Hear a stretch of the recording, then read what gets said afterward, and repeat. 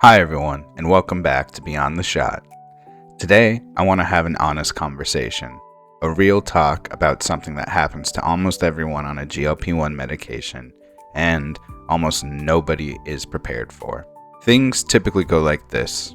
You start the medication, the weight comes off quickly at first, sometimes surprisingly quickly, and you feel motivated. You're telling people about your progress, and then it all slows down. Or maybe it stops entirely, and you're sitting there thinking, did it stop working? Am I doing something wrong? Is this just where my body wants to be? That's what we refer to as the plateau. So let's talk about what's actually happening, why this is not a failure, and what you can actually do and not do about it. First, let's go over the biology, because understanding this makes it so much less emotionally loaded. When you lose weight, regardless of how, your body responds in a very predictable way. It's a process called metabolic adaptation. Your body is fundamentally a survival machine, and it interprets weight loss as a potential threat. So it does a few things to slow that process down, which we'll go over now. First, your resting metabolic rate will decrease, meaning you burn fewer calories at rest because you weigh less and because your body has become more efficient at the weight that you're at. Second, there's your hunger hormones. These are the ones separate from GLP-1's effects that actually increase. Your body produces more of a compound called ghrelin, which is your hunger hormone, in response to weight loss, as if trying to signal you to eat more. And finally, your NEAT, or non-exercise activity thermogenesis, which is all the little movements you make throughout the day, tends to decrease. People have a tendency to move less without realizing it. This isn't a GLP-1 specific problem. This happens with every sustained weight loss method, but it feels surprising on GLP-1s because the initial results can be so dramatic that people expect that pace to continue indefinitely. It won't. And that's not failure, that's just biology. Now let's talk about the emotional side of things. The plateau often hits hardest emotionally for people who've struggled with their weight for a long period of time. People who have tried many things and either not lost much weight or end up regaining everything shortly after stopping a regimen. GLP-1 medications can give you the feeling of finally something that works, and when that pace slows, it can trigger a familiar and painful set of feelings that is not working anymore, that your body is broken, or that you'll never get to where you want to be. I want to acknowledge that those feelings are normal and valid, but I want to challenge the underlying assumption. A plateau does not mean the medication stopped working. It means that you've reached a new equilibrium, often at a much lower weight, and moving further requires new stimulus. It's also worth checking in on what not working means to you. If you've lost 30 pounds and you're maintaining that weight loss without significant restriction, simply put, the medication is working. The goal isn't necessarily infinite weight loss. It's finding a weight that your body can sustain with a lifestyle you can actually live in a healthy manner. That said, if you have more to lose and you're stuck, let's talk about what to actually do. There are a few legitimate levers here that we can lean on, so I'm going to give you them in the order of impact. Number 1, protein and resistance training. This is the most underutilized combination in GLP-1 users. When you add muscle mass, your resting metabolic rate increases, meaning you burn more calories at rest. This directly counteracts that metabolic adaptation that we talked about earlier. So aim for at least 0.8 grams of protein per pound of ideal body weight per day. So I'm going to give you an example on screen now that you can use to calculate how much protein you should be getting in. Also, be sure to include resistance training at least 2 to 3 times per week. This is not optional, if long-term maintenance is your goal.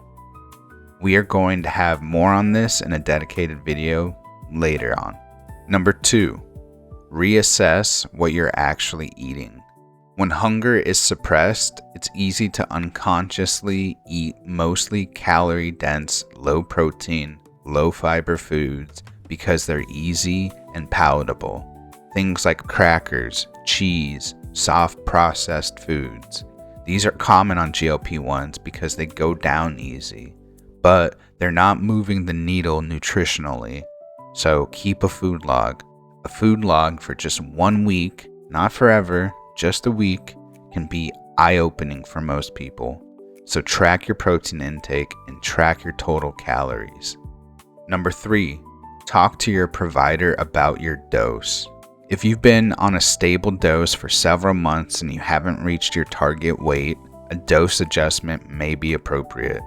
The maximum doses of these medications are significantly higher than where most people start, and higher doses generally produce more appetite suppression. This is a medical conversation meant to be had with your provider though. It's not a DIY decision, so consult before adjusting. Number 4, non-scale victories and recalibration. Sometimes the plateau comes with massive victories that you never thought possible. Things like your blood pressure going down, improving your A1C levels, resolving or decreasing sleep apnea, coming off of other medications, being able to exercise without pain, dropping inches on your waistline. These are all massive wins that aren't going to show up on a scale. So before you panic about a plateau, take inventory of how your body actually feels and is functioning. You may be much further along than you think. Now let's talk about what not to do. A few plateau responses can be tempting, but ultimately counterproductive, and they are as follows. Do not dramatically cut calories. If you're already eating well below your maintenance calories, further cutting often causes muscle loss, increases fatigue, and makes that metabolic adaptation worse. We are looking for a stable caloric deficit, not a drastic one, for the best long-lasting effects. Do not start adding a bunch of supplements or plateau-busting protocols you found online. The GLP-1 supplement industry is full of products targeting frustrated plateauers without much evidence behind them. So just save your money and do not get obsessed with the scale. Weight loss is non-linear. Things like water retention fluctuations, hormone fluctuations, these things can affect your weight loss experience. You might have a week or two of flat numbers, immediately followed by a noticeable drop. So try not to look at everyday numbers. Look over the course of 4 to 6 weeks instead. I know this can be a lot of information at once, but I think this is some of the most important coaching I can give you, because the people who succeed long-term with GLP-1 medications are the ones who had realistic expectations going in and didn't quit when the honeymoon phase ended. So I want you to know that you are not broken. Your body is doing exactly what bodies do. The question is what you do on top of the medication. Things like habits, nutrition, movement, and mindset that work to make this last. Next week, we're going to get into nutrition on GLP-1s, specifically what to eat when you can barely eat anything, and how to actually hit your protein goals. So be sure to stay tuned. Also, if you've liked this video, please hit subscribe and leave a comment down below. Have you hit a plateau? What's been your experience? Your story might help someone else who's in the same position. Alright, I'll see you next week. And remember to stay healthy and stay blessed.